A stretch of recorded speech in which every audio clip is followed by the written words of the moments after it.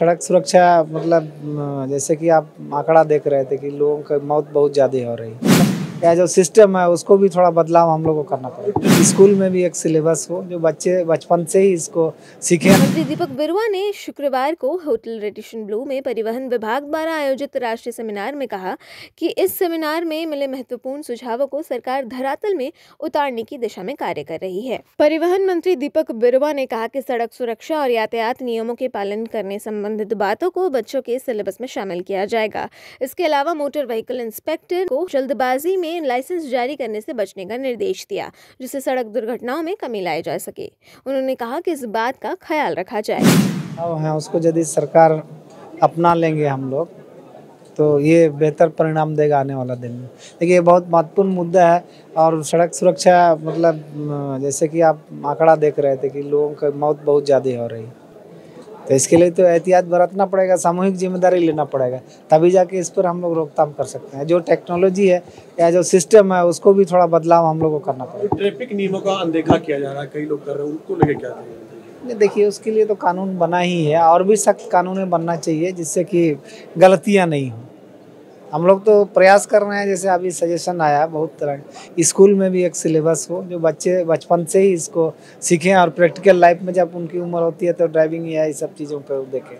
सरकार की तरफ से जागरूकता को लेकर ट्रैफिक जागरूकता और क्या कुछ पहल? जागरूकता को लेकर देखिए सड़क सुरक्षा सप्ताह तो हम लोग हर साल करते हैं और रोड सेफ्टी कमेटी भी ऑलरेडी होती है और भी सिस्टम्स होते हैं, लेकिन फिर भी हम लोगों को लगता है कि और थोड़ा हम लोग इस पर प्रयास करेंगे। जो सुझाव आएंगे या जो एक समीक्षा के बाद आएगा हम लोग सड़क सुरक्षा पर और विशेष ध्यान देंगे। 2-3 चीज़ें इसमें काफ़ी महत्वपूर्ण है। जैसे एमवीआई गाड़ी का जो फिटनेस देते हैं बिना समझे सिर्फ फॉर्मेलिटी या कुछ दूसरे वजह से फिटनेस नहीं मिलना चाहिए। ये दुर्घटना का बहुत बड़ा कारण है। और ड्राइविंग लाइसेंस हम इशू करते हैं तो उसमें जो प्रक्रिया है ड्राइविंग लाइसेंस देने का उसको हम सही तरीके से फॉलो नहीं करते, कारण लोग ड्राइविंग सीट पर बैठ जाते हैं लेकिन बहुत सारे चीज़ों को तकनीकी रूप से नहीं समझते हैं। तो ये दूसरा कारण है और इसको व्यवहारिक जीवन में साथ एक आदत यदि करना है तो मेरे समझ से हम लोग सरकार के माननीय मुख्यमंत्री से भी बात करेंगे और शिक्षा विभाग से भी बात करेंगे। इसको एक सिलेबस के रूप में बच्चों को आदत कराया जाए ताकि वो आने वाला दिन में जब उसकी उम्र होती है तो उसको व्यवहारिक रूप में ले सकें।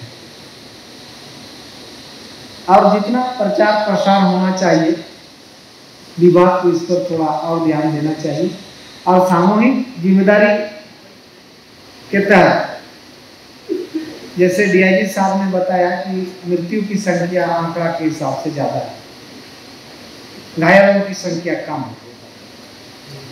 तो निश्चित है कि स्वास्थ्य विभाग को, इंजीनियरिंग सेल को बहुत सारा चीज़ों को ध्यान देने की आवश्यकता है। और ये जो प्रयास हम लोग सड़क सुरक्षा को माह जो हम मना रहे हैं प्रवाह के नाम से, जिस पर हम लोग चर्चा कर रहे हैं, मेरे समझ से लगता है कि इसके और जो सजेशंस आएंगे उसको विभाग को एक्सेप्ट करके एक नया तरीका अपनाना चाहिए ताकि और बेहतर इसके परिणाम आ सके। क्योंकि बहुत सारे लोगों का इस पर और भी विचार होना है। एक्सपर्ट हमारे बीच में मंचासीन है, उनका भी हम महत्वपूर्ण सुझाव लेंगे। मौके पर परिवहन विभाग के सचिव कृपानंद झा ने झारखंड में होने वाली सड़क दुर्घटना में कमी होने की बात पर जोर दी। मुझे एक वाकया याद आ रहा है। मैं जब सरायकेला डीसी हुआ करता था तो हाटा चाईबासा मार्ग पे गाड़ी का एक्सीडेंट हुआ तो कुछ नहीं, लेकिन उसको निकालने के लिए गैस कटर हमें जमशेदपुर से मंगाना पड़ा। तो ये 3-4 घंटे का समय उसमें लग गया। तो क्या हम लोग उस पॉइंट को, जहाँ तक मुझे लगता है, बिल्कुल ही मिस कर रहे हैं कि कोई बस अगर एक्सीडेंट किया, कोई गाड़ी एक्सीडेंट किया, और जहाँ तक मुझे पता है कि अगर गाड़ी वगैरह पलटी खा गया तो उसकी लाइट वगैरह भी चली जाती है। तो उसको निकालने के लिए हमारे पास जो प्रॉपर इंस्ट्रूमेंट होना चाहिए तत्काल रेस्क्यू के लिए, वो है कि नहीं। अगर नहीं है तो हम लोगों को उसका भी इंतजाम करना चाहिए। उसके बाद सारे आपको पता है बातें कई बार रिपीट हुई है कि एम्बुलेंस की व्यवस्था होना चाहिए, और जो ट्रॉमा सेंटर वगैरह हमारा एक्टिव रहे, बाकी बातें भी बताएंगे। तो ये रेस्क्यू पार्ट कहीं ना कहीं मिस हो रहा है। और लास्ट पॉइंट हम बताएंगे क्लेम्स सेटलमेंट। जब ये रोड सेफ्टी अलग बना ऑनरेबल सुप्रीम कोर्ट के डायरेक्शंस पे, तो कई सारे आयाम, कई सारे डायमेंशन इससे जुड़ते चले गए। तो एक डायमेंशन है उसमें क्लेम सेटलमेंट का, चाहे वो हिट एंड रन का मामला हो, चाहे जहाँ पे गाड़ी पकड़ में आ जाए और इंश्योर्ड या अनइंश्योर्ड हो। हिट एंड रन के कई सारे क्लेम्स डिस्ट्रिक्ट्स में पेंडिंग है, तो वो आप लोग जरूर देखें कि कैसे जल्दी से जल्दी उसका डिस्पोज किया जाए। आप जो पुलिस डिपार्टमेंट से कंसर्न ऑफिसर इंचार्ज से बात करें कि क्या उनका चार्जशीट का या इन्वेस्टिगेशन का प्रोग्रेस है, उसके बाद इमीडिएटली होना चाहिए। दूसरा है जिसमें गाड़ी पकड़ में आ जाती है, उसमें भी केसेस काफ़ी पेंडिंग रहते हैं। दूसरा मुझे पता चला है कि जो वकील का एक्सपेंडिचर है, दो बहुत हेल्पफुल हैं वो लोग। हमें ये भी बताया गया है कि वो फर्स्ट होते हैं जो कि जाके लोगों को बताते हैं कि आपका ये प्रावधान है, ये मुआवजा बन सकता है। लेकिन साथ ही मुझे ये भी बताया गया है कि उनका जो अपना फ़ी है वो काफ़ी हाई है।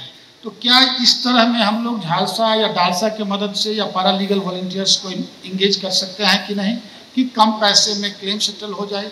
फिर जो डालसा के सेक्रेटरी हैं उनसे भी आप लोग बात कर सकते हैं कि जो अन्य मामले MACT में पेंडिंग है, मोटर एक्सीडेंट क्लेम्स ट्रिब्यूनल में, उसका टाइमली डिस्पोजल हो। क्योंकि फैमिली ट्रॉमा में रहती है, तो अगर टाइमली कंपनसेशन मिलेगा तो उनका ये जो दुख की घड़ी में उनको एक राहत टाइप का मिलेगा। दो डिपार्टमेंट यहाँ पे छूट गए हैं। एक थोड़ा सा मैंने बात किया, रोड के चीफ इंजीनियर साहब हैं और एग्जीक्यूटिव इंजीनियर भी आए हैं।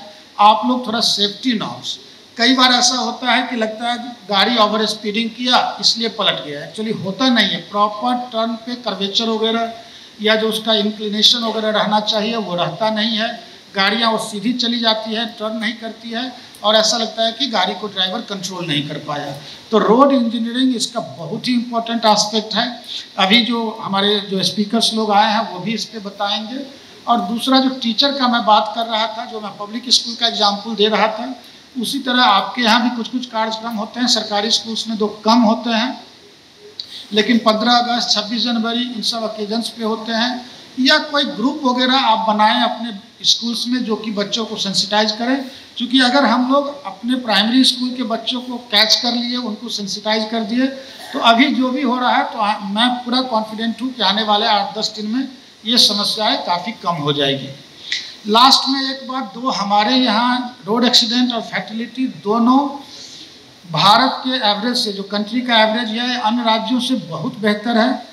लेकिन इसमें एक कॉशन करना चाहूँगा कि कहीं ऐसा तो नहीं है कि हम लोग डाटा कैप्चर नहीं कर पा रहे हैं। इस पॉइंट पे भी हम लोगों को अवेयर रहने की आवश्यकता है। तो हम लोग ये देखें कि जितने रोड एक्सीडेंट हो रहे हैं, छोटे हों बड़े हों, वो डाटा कैप्चर हो रहा है कि नहीं।